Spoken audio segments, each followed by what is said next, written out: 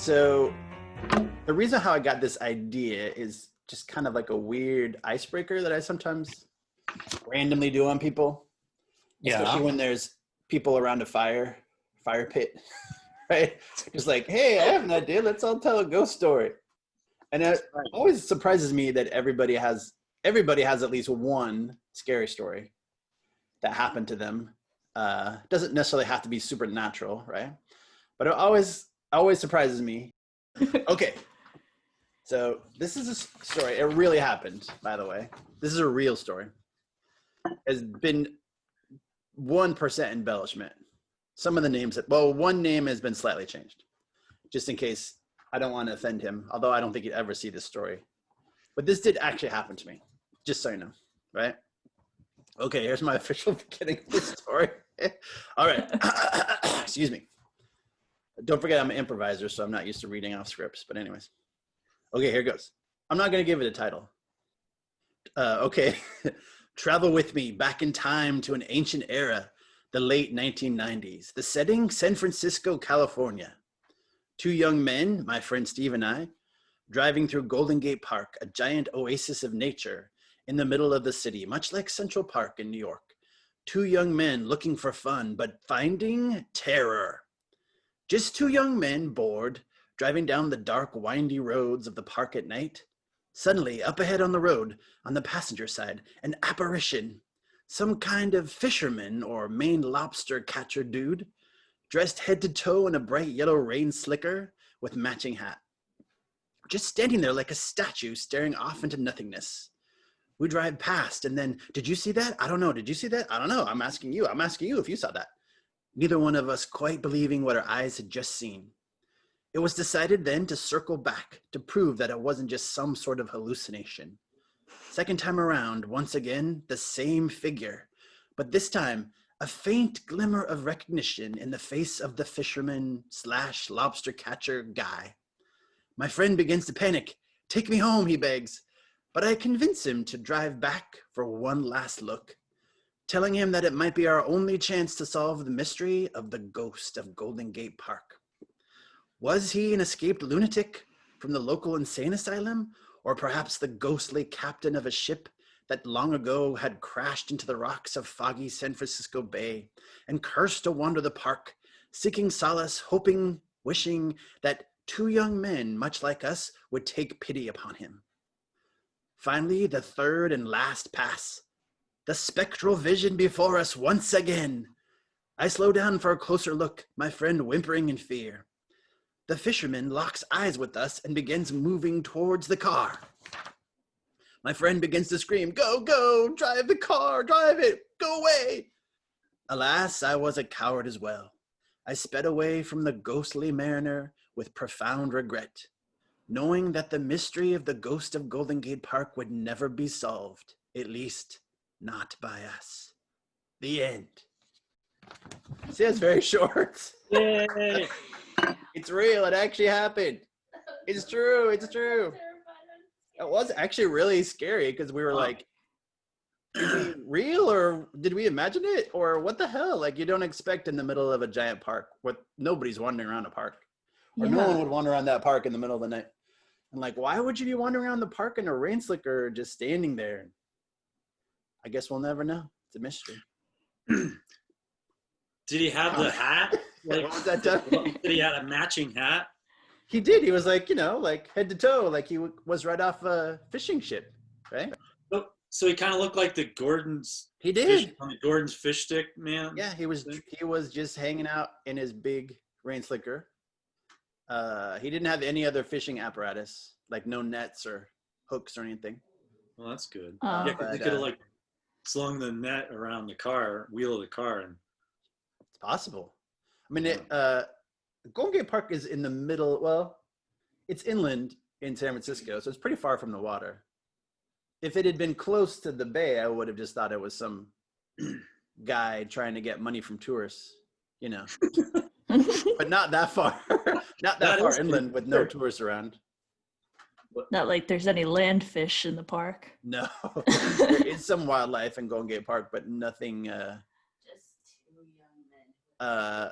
No fish, maybe some raccoons and some squirrels, birds, stuff like that. Was there a scent associated with this apparition? Did you have the windows down in the car? Did I have the windows down? Yes, I did. As a matter of fact, I would have been too afraid. But that's interesting. I don't know. You would think that he would have some kind of fishy smell or rotting fish smell. But no, the windows were down. I was actually pretty afraid as well. As I was writing the story, I tried to make Steve the wimp. We both kind of freaked out. We were like, "Oh my god!" His real name? His real name is Steve, and he's from Canada. Oh. And in the original version of the story, I was disparaging all of his countrymen, and I was like, "Oh, just like a Canadian to like wimp out, cowards." But then I realized that was not very fair to Steve because he's actually a really nice guy. But yeah, we were both very, very scared. I was actually scared as well, but I just kind of wanted to see it for ourselves. But then we both freaked out. We were like, let's get out of here. Yeah, and then, solid choice. And then we swore to keep it a secret from everyone. Really, till now. Was it foggy? Because, it could have drifted in on the fog, I don't think there was any fog that night. The weird thing is, I don't know why we were driving in the park. I don't understand now. We lived far away from the park, and I don't know why it was just me and him. I guess, I don't know where Jeanine was, why she wasn't hanging out with us. Wait a minute. Jeanine, do you have a yellow rain jacket?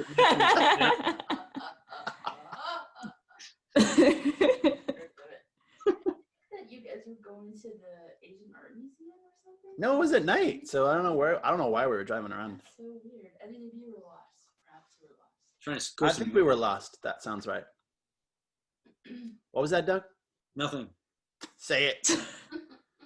Say it, you Maybe you're trying coward. to pour some weed or something. Well, we were totally sober, by the way. Oh, So okay. you can cross that off your list, Doug. So what do you think it was? I mean, maybe we shouldn't try and explain it, because... My first thought was that it was somebody doing some kind of performance art. Like Sure. I'm going to go hang out in the park and freak people out. But then I have to say, like the third time we came around, he looked truly deranged. Like the look in his eyes, he looked crazy. So I don't actually, I thought for sure, at first I was like, yeah, it's San Francisco. People do crazy stuff in San Francisco. But yeah, he did truly look deranged. And that's why we kind of freaked out the third time around. And we were like, we don't need to know. So I don't know, maybe it was like somebody on drugs and just was wandering around San Francisco and wound up in the park and just was like hanging out. And I don't know why I had a slicker on. It might've been raining. Maybe, I don't know. Maybe he fell off a fishing boat and knocked his head, and he washed up the shore and just wandered aimlessly into the park. That's possible. I'm trying to remember how far inland the park is. It's pretty close to the water. It is pretty close to the water, so you might be right, Doug. Maybe he did fall overboard and then just wander aimlessly. Wait, but by explaining this and finding logical explanations, it's kind of taken the spookiness out of the story, right? But I don't think any of those explanations are good. So you think it was an apparition? I'm still an apparition. I think he was a crazy person. Okay. That's what I think. I think he was some crazy person, and that if we had stopped the car, he would have tried to open the door.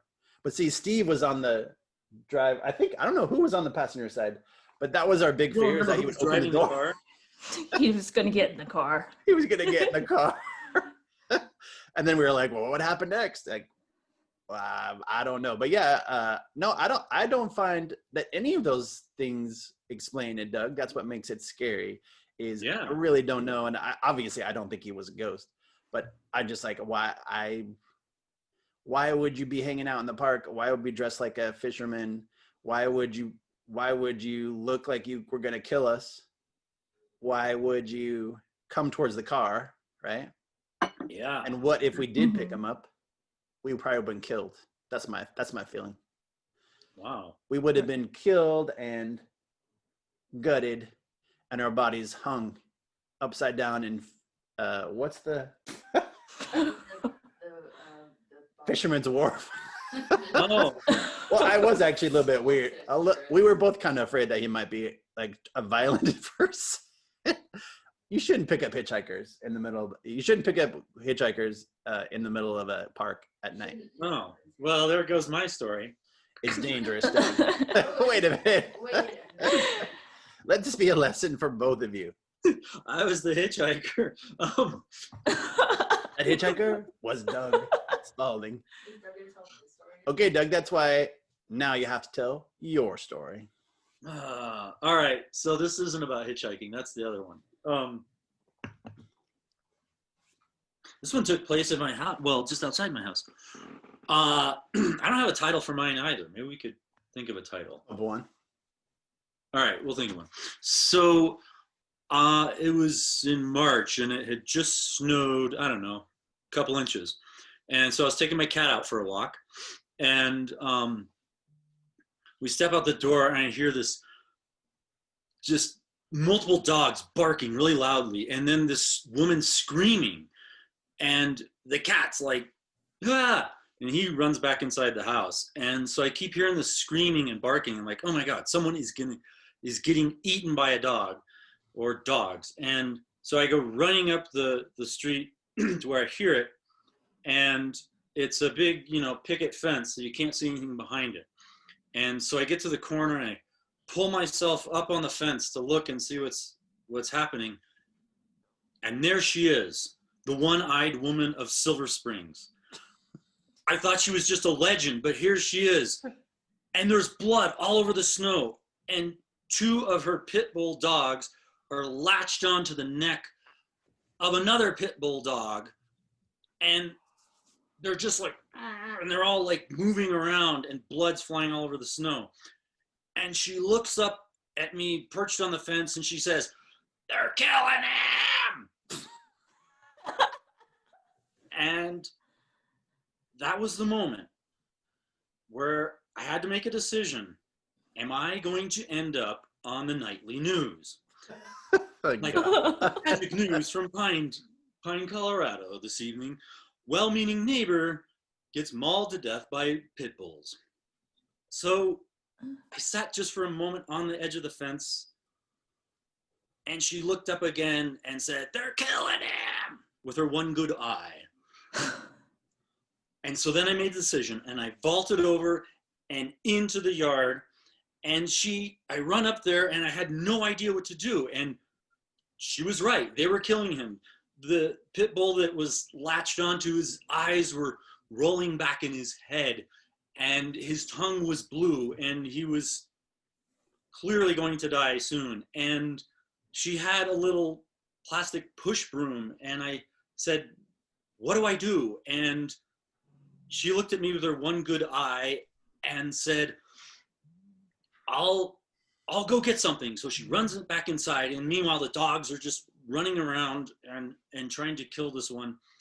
And she comes out with the back of the couch cushion off her couch. And I'm like, okay. So I grab it and just start beating these dogs with this couch cushion, trying to get them to stop. And they're not paying any attention to me. They're just latching onto this other dog, trying to kill it. And I'm just like beating the crap out of the 2 other dogs with this couch cushion. And then suddenly they stop. And they look at me. And I'm thinking, okay, now what happens? And they just stopped, and they started breathing, and the dog that had a blue tongue started coming back to life, and he was okay. And she looked at me and said, "It's my fault." And I didn't want to look at her directly because I knew the story of how she got one good eye, or how she lost one eye. And she said again, "It's my fault." And finally, I looked up at her, and unashamed, she looked at me and said, "It's my fault." And I thought, what? What's your fault? You mean that when you tried to shoot yourself in the head and you shot your one eye out, that when you were laying there in the hospital, you had this revelation when you realized that you weren't dead, that I know I'll get 3 pit bulls to accompany me in my lonely life. And Jeez. I looked at her again and just stared at her because she was staring right back at me. And I could see there were pits and scars around her head, and the hair on that side of her head was bald because they had to shave it. And you could see a scar where they operated on her for when she shot herself in her eye. And I looked at her and I said, "What's your fault?" And she said, "I gave them treats." I'm like, what? Like, I gave them treats and I should know better, and they fight over them. And she's like, and I'm looking at these dogs, and suddenly they're just stopped and they're just standing there. And I'm wondering if they're going to latch onto me now, but they've just stopped fighting and everything's fine. And then she says, "I'm going to have to take them to the vet and separately because they'll attack each other in the back of the car." And I can see she's trying to rope me into helping her take her dogs to the vet and possibly pay the exorbitant bills that are going to be for this laceration around the neck of this dog. And I look at her and I look at the dogs and I'll say, I look at her and I say, "See you later." And I climb back up and I lift myself up over the fence and I hit the ground. And I'm walking back to my house to take my cat for a walk. And I look at my hands and I look at my feet and I look down towards my crotch and I realize I still have all of these. And I take a breath and I go home. This is your neighbor, Dugg? And I've never seen her again. Wait a minute. And the dogs are up the hill and they bark at me while I'm out walking my cat, and they're behind the fence so they can't get to us, but they bark at me and I see the one and I'm like, "Shut up, I saved your life, okay?" That's it. Wait, she's Wow. How close to you does she live? 3 houses up. Oh, okay. I thought maybe she was your Oh. next door neighbor. That would No. be really 3 houses scary. up. She would be a Yeah. So scary that's what person happened. in the movie, though. Like, So she's famous in your neighborhood, Dugg? well, there was a legend of her, the one-eyed woman of Silver Or Springs. what was the legend? Was that did everyone The know legend was that tried to she- kill herself? Yeah, she tried to kill herself and she just had one eye, and I thought that was just a legend. But From the now old neighbors, it they wasn't had a legend. snakes and spiders and shit, and so And you've never seen her again. no, I've never seen her since then. You never gone But over it's to a good dog, borrow so she must a still cup be- of sugar, something like that. Wait a minute. Offered a shovel her driveway, anything like that? No way, man. She's got pit bulls. So yeah. Yeah. Funny thing is, I knew when you were saying, "Should I jump the fence?" Because I know you all too well. I was like, he's going to jump the fence. Yep. He's going to get involved. He's going to get in the middle of those pit bulls. I know it. I know he's going to do No, it. yeah, silly. Stupid. Yep. That is pretty The cushion was a great idea, though. Yeah. I'm gonna have to remember that the next time 3 pit bulls are fighting. Yeah, Doug, you might be the only human being on the planet that's ever tried to hit a pit bull with a couch cushion. Well, it's pretty effective because it's got some weight to it, but it's not gonna injure the dog, Yeah, smart.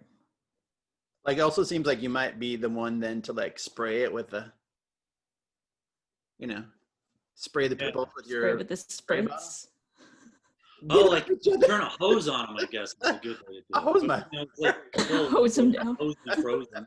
Like, stop, dogs, because I have to unthaw the hose for a moment. I wonder what they stopped though. It was weird. They just suddenly stopped. I don't know. I was just following around, beating them with a. I wasn't beating the one that was being attacked. I was aiming for the other. Maybe they were responding to your alpha male nature. Because don't dogs? They do. I mean, respond to alpha males? did you peer into their eyes and not look away for a long amount of time? Yeah, Doug. Did you attempt to dominate them? No. I'm not even a dog person, man. I know you're not a dog. But look, I person. have like cat socks on. I was kind of hoping your cat would have gotten involved and like jumped Jumped into in. the parade, scratched an eyeball or something. Yeah, he's pretty vicious. Yeah. Wow, that is a scary story, Doug. That was the hard Anyway, that's my story. It is very Yeah. Jack Clinton-esque. If I wasn't literally looking at your physical person, I might have, if it was reading it on a page, I would have been like, he's a goner. He's a goner. Yeah. He's not going to make it. And then this is a trap from the one-eyed lady. A lot of sus- Colorado this evening. It's a trap that she does all the time to lure. That's what I'm saying. I feel like this is like the seed for To like, like, lure people in. She lures the Freddy Krueger good of citizens into her yard Yeah. and then lets the that. dogs Yeah, eat them. Exactly. Chains them up in the basement. And the dogs. Yeah, Doug, you could write a screenplay. All right, well, that was a good story, Doug. That was excellent. Thanks. I'm glad. And one part of me is like, I'm glad you intervened. And the other part was like, don't do that, Doug. I'm not doing that again. If I hear it again, I'm gonna be like, I'll just call the cops. Yeah. Or like Just go get a animal dog treat and throw it at them. Yeah. Or I maybe mean, you should have thrown the couch cushion from the side of the fence, your side of the fence. Oh, good idea. Throw Hey, pillows at the stop. pitbulls. Yeah. I mean, if only I wasn't vegetarian, then I could like throw a chunk of meat over there. Or Yeah, something. that would Yeah. probably. That's in movies. That's what they do, right? They put sedatives in steaks and throw them at the dogs, right? Oh. Oh yeah. Yeah, I've seen that. That's pretty scary. I don't know how you're gonna follow that, Lindsay. All right. How I'm It gonna better be follow that. life-threatening. Actually, Blood my and guts. story my story is not really life-threatening at all. It's a little bit more about irrational fears. Right. So I grew up in Orange County, New York, there's a lot of farmland, a lot of rural places. I grew up in Wallkill, but there's this town nearby called Pine Bush, New York. And oddly enough, it's like a real like farming town, but there's also this weird UFO alien culture where people believe that they're being visited by the aliens. And before COVID, they were actually having like a yearly UFO festival where they would have people come across from all around the country, and even some people from Europe who like really believed in aliens, like dressing up. They'd have a parade. And my dad dragged me to this one year. It was in 2017. And 2017 for me personally, it was like kind of a bad year anyways, kind of like a free trial of what's happening this year. So I wasn't in like a great place to be seeing like these alien people, because I find myself to be kind of uncomfortable around strangers to begin with. And when I was younger, I used to watch like on the History Channel before like Ancient Aliens came out. And I would see that like different things where like people would tell these stories about how they had like devices implanted in themselves by aliens. And for whatever reason, like when I was younger, I really believed like, oh man, that could actually be happening. Like they could come down, take you from your house, do surgery on you, and put like a chip in you or whatever. So then flash forward to 2017, we're at this alien festival, and we're already listening to these people saying that they got taken in the woods by like the aliens. They took them up in the UFO, and then they forgot a few days. They came back and like their coworkers found them. And I'm already like, I don't necessarily believe in this stuff at this point. It's just like so odd to me, so extraterrestrial, if you want to say. And this woman comes out, and she's from probably like the Netherlands or Denmark, and she's a very tall, like blonde woman, and she's telling everybody that she's had these devices implanted into her body. And she starts to show us pictures on the TV screen of like x-rays with like little dots. And I don't know, I was just really freaked out by it. Like I almost believed that she actually had them. And then I was like, well, I'm pretty sure you can Photoshop an x-ray. But just the intensity at which she was talking about like how she's been everywhere, how she has these devices in her body, I was like, this is too much for me. It's a bit overwhelming. And I think that's the end of that story. That's why. That is right. So Lindsay, like, what freaked you out about the people at the UFO convention? Because, I mean, I would think that there would probably be the freakiest people you could find there. Like, what were they just? I think they were staring at me too much in a Oh. way that suggested that they might be an alien, like in a person costume. Like, you know, where it's an uncomfortable amount of eye contact and somebody's just staring right through you? Yeah, it's called going to the grocery store every day. But wait a minute. Maybe they were staring at you because they saw through your human disguise. And maybe you are an alien, and because these special people okay. could recognize and like, oh my God, it's her. Well, I'd have to say, spending time around Lindsay, it's possible they just thought you were a weirdo just like them. That is true. And they were like, join us. Join us, Lindsay. Jeanine, do you have a scary story? Yeah, Jean, do you want to tell us a scary story? I do have. But it can't be an alien story because Lindsay already told an alien story. Yeah, we have the You want dog. to sit in this chair? No, I don't want to be on camera. Aliens. I'll just quickly tell my alien story. You want to use the mic Or here? tease it. Sure, I'll tell you. Don't. It's Great. not. I didn't prepare for this, so it's All short. right, here's Jeanine. That's okay. Better. Just, I- This is extra bonus content. So, Jeanine, you have to see it. yeah, you're not supposed to invite the technical person to tell a story, but I will tell a story. So, this was a long time ago. This was like, I guess, probably the early 90s, and way back then, I was in college, and I was really broke. And so I couldn't really afford a new car. So I bought this really ancient car. It was a Datsun, and it was, we're talking like the early 90s. It was already 20-year-old car. It was a piece of crap. And I was driving from Denver to my hometown, which is called Gunnison, which is like 4 hours from Denver. But there's a lot of cars as you get out of Denver. And then as you make your way towards the mountains, it gets very, very lonely. And at some points, it's just absolutely pitch black. There's this pass called Monarch Pass. It's literally like after dark. There is nothing around. There are no other cars. And you're surrounded on all sides by giant mountains and giant trees. And it's super, super spooky. So was just driving along listening to probably back then the Cocteau Twins or something. Desperately trying to stay awake because I was really tired. I probably had the windows rolled down, and I was just driving along, and all of a sudden this gigantic owl flew right at the windshield. I slammed on the brakes. I spun around into an embankment on the other side of the road, and it was absolutely pitch black. And the next thing I knew, it was 3 hours later, and I regained consciousness, and I was a little bit shaken. I was like, what the heck was that? This gigantic owl. I was like, did that really happen? Did I really like pass out or something? What's happened in these 3 hours? It's still completely pitch black out. At this point, it's like 3 a.m. And so I got back on the road. I had another, hour to drive over this really scary mountain pass, and I made it home.